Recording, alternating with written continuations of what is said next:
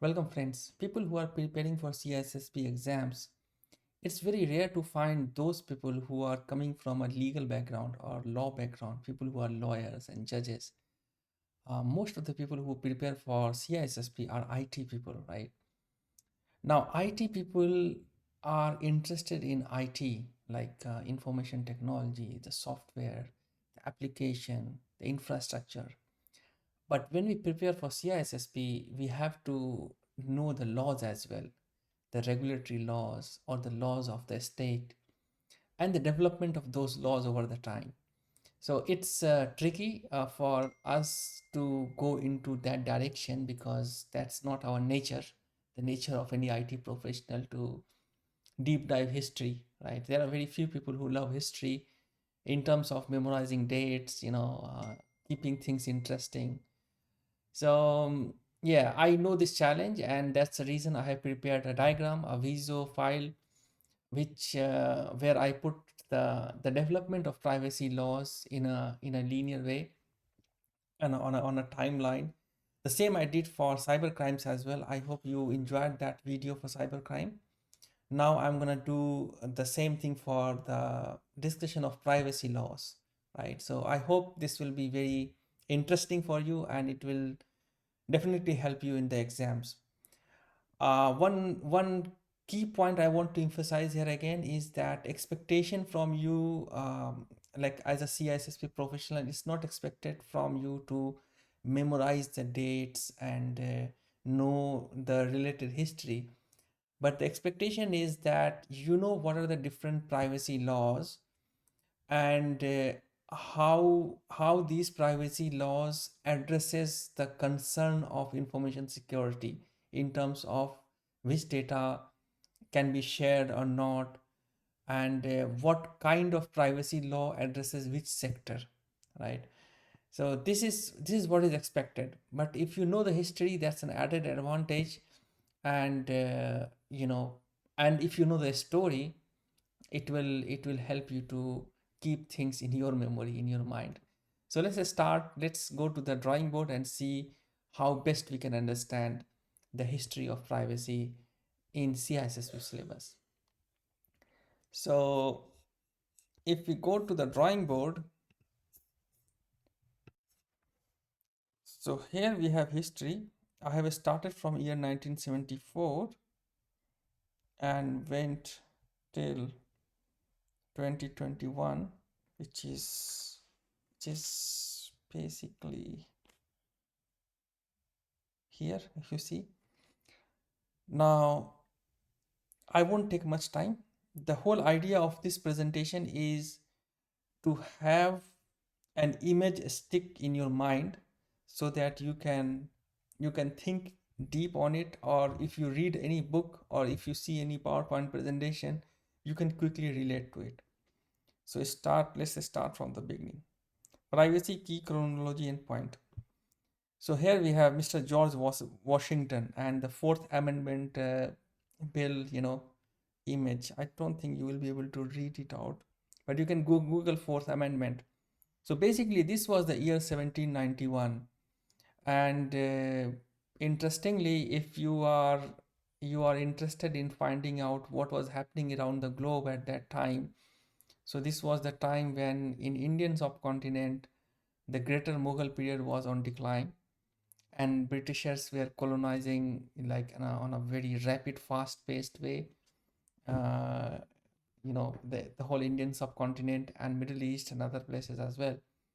So everywhere it was all about how we can capture new places, how we can get more resources, how we can get the British monarchy rich. Whereas in USA, we were discussing about what? Data privacy, like the privacy of a person. How ironic it is. I mean, I just gave this information so that it's interesting, and you can do some research around that as well. Okay, so what is the fourth what is this Fourth Amendment? So the spirit of Fourth Amendment is that every man's house is his castle. So any government or any organization can't invade the privacy of a person. So this was 1791. a very old amendment. Basically, if you look into the amendments which United States Constitution has gone through, some of the key amendments were like the first amendment was for the freedom of speech. Fifth amendment was that no person is required to serve as a witness against themselves. Right, you can't force any person to be appear as a witness against themselves. So what is the legal aspect of it and the details of it, I'm not going to it, but I'm just giving this information so that the whole ecology is understood in a good way. 15th amendment is to protect the voting rights of citizen, right? So there were very few amendments in United States history. I think this was 20 or 25, I don't know, but it's not in hundreds, right? So it's very limited amendments happened. The fourth amendment actually gives every citizen a right of privacy. Now, Constitution's Bill of Rights do not have any explicit right of privacy, but it is based on Fourth Amendment. Now, you come to in the year 1974, right? So in 1974, there was this Privacy Act of 1974. So what it says? It says Fed's ability to disclose information to people and agencies. They should have written consent and they should have exceptions and the formal process for people to gain access to privacy data. So if there is a government agency, they want someone's private data, they have to follow some procedures. There should be some written consent and there should be some exceptions. So that's all about the Privacy Act of 1974. In 1974, there was another regulation which is called FERPA, FERPA, right? So FERPA is actually Family Education Rights and Privacy Act. So this act actually gives rights to parents and students. What rights? It gives rights for them to inspect educational records, correct the records, include correction, written consent before information disclosure. So these kind of things are covered in FERPA. In CISSP exam questions, which I have seen in various forums and various tutors have put it online, and even in Cybex practice material, these terms are very important to know that FERPA is for education and related with kids, all about education. And Privacy Act was in 1974. It actually started this discussion of seeking some legal exception or seeking some consent before we can get some privacy data. So this is what is FERPA 1974. Then let's come to 1986, which is where we have Electronic Communication Privacy Act. So this act actually put some penalty, right? So there was this act, and the spirit of this act was that it's crime to invade electronic privacy, described the situation of disclosure, and if there is a violation, then there is a $500 fine and 5 years prison for mobile wiretapping, right? So if someone does mobile wiretapping, so this was the fine, $500 money and 5 years prison. This act actually describes the situation of disclosure when we can disclose privacy data, and it was a crime to invade electronic privacy as part of this act. If you remember, at the same time, first amendment to enact cybercrime was also introduced in 1985. I think that's there in my other video where I talked cybercrime chronology.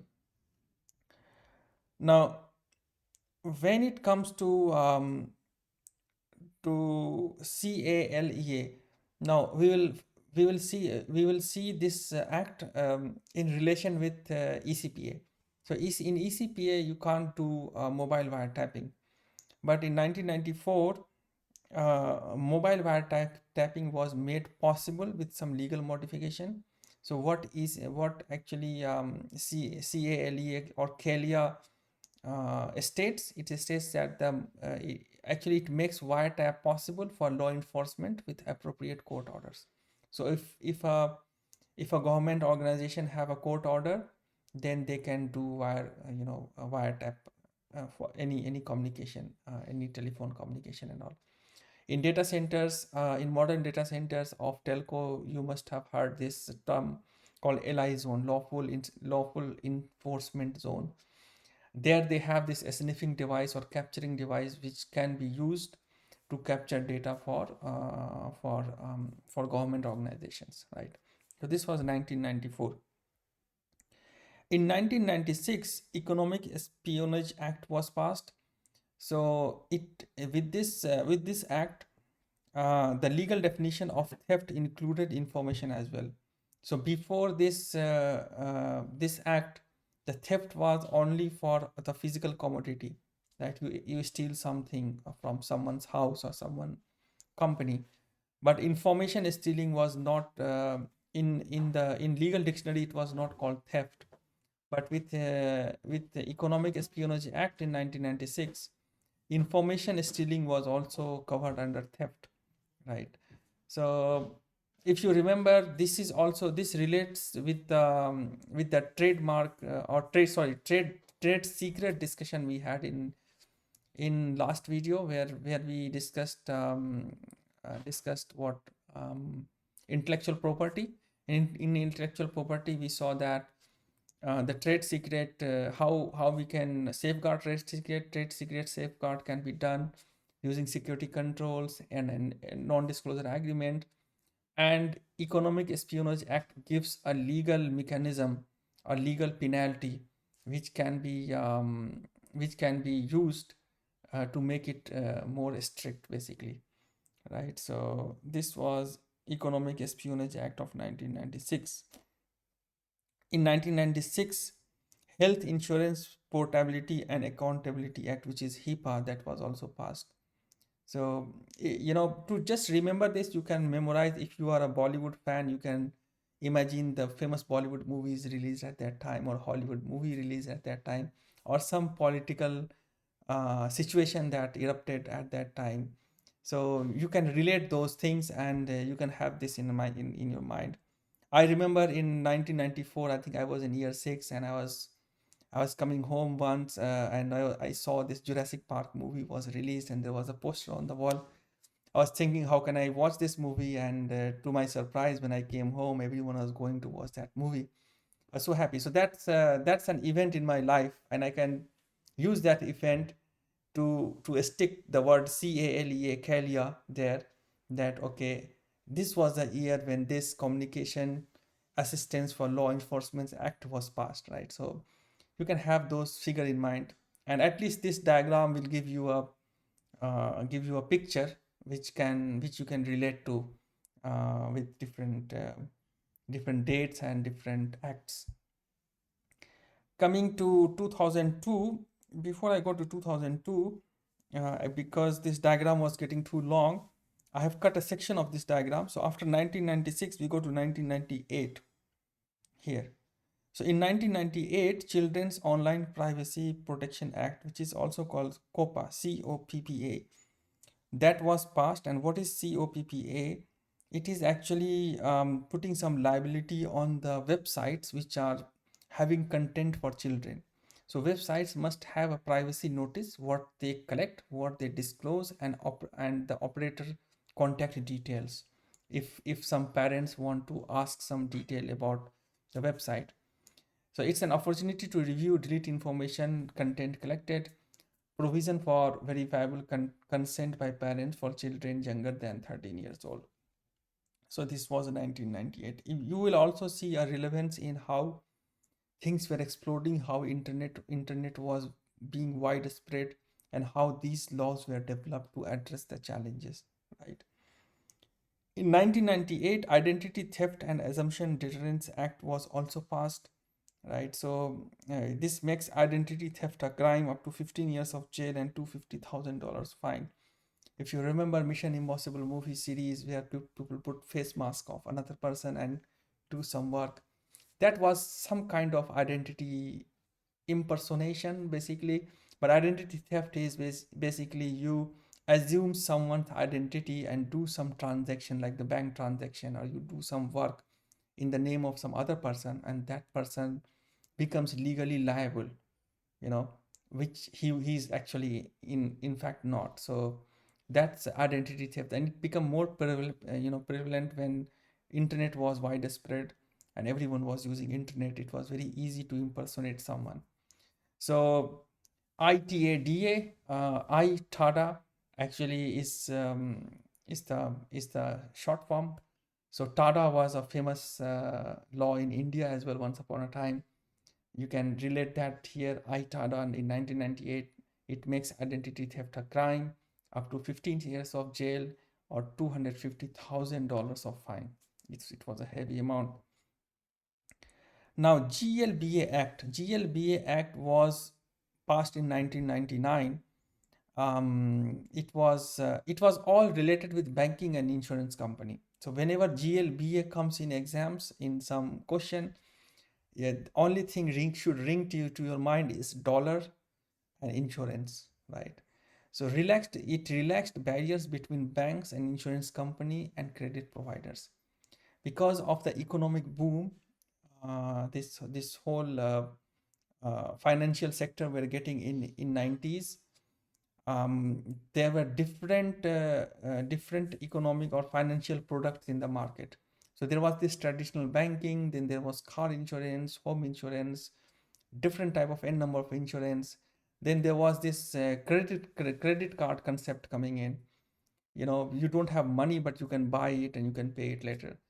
So all these institutions were, when they were growing, there was some sort of act, laws needed so that they can work in cohesion and their business can be, more seamless, right? So this GLBA Act was there in 1999 to address that. What are the details? In CISSP, we don't go in those details. We just know that this is for some sort of relaxation between banking, insurance, and credit card providers. That's all we should know about GLBA, right? Now, if you are in a company who is dealing with banking, insurance, or credit card data, you should be cautious of doing risk assessment and keeping this GLBA as well as a consideration if that company is in USA, because everything we are discussing here is USA specific. 2001. So 1999 to 2001. In 2001, this a very unfortunate event happened, the Twin Tower incident. Now, before this, CALEA, which we discussed actually, lawful interception zone, even if government wanted to do some wiretapping, there was a lot of a legal step or administrative step they have to go through. But with this terrorism act, what happened? Wiretapping authorization per person was allowed. Voluntary data disclosure by ISPs was allowed, and increased the coverage for CFA and jail term up to 20 years. Before it was, I think, 10 years. Now, uh, now this this thing was increased for 20 years. So for every security incident we have in our society, or crime rate increasing, everyone becomes liable to pay extra in terms of what they can sacrifice, their privacy data and everything. They have to pay added taxes and whatnot. Like, that's a separate discussion.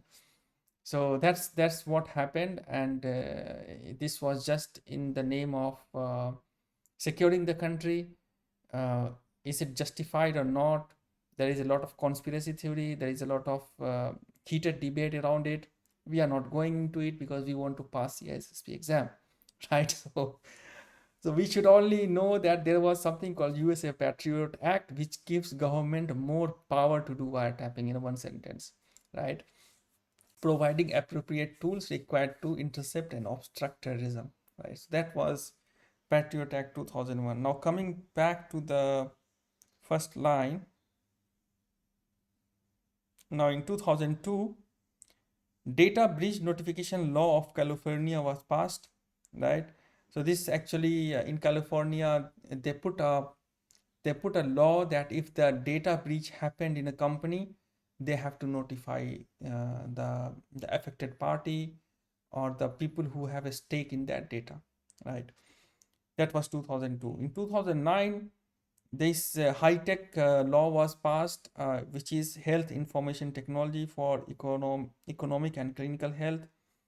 Basically, all the business associate or business partner of HIPAA follows the same enforcement.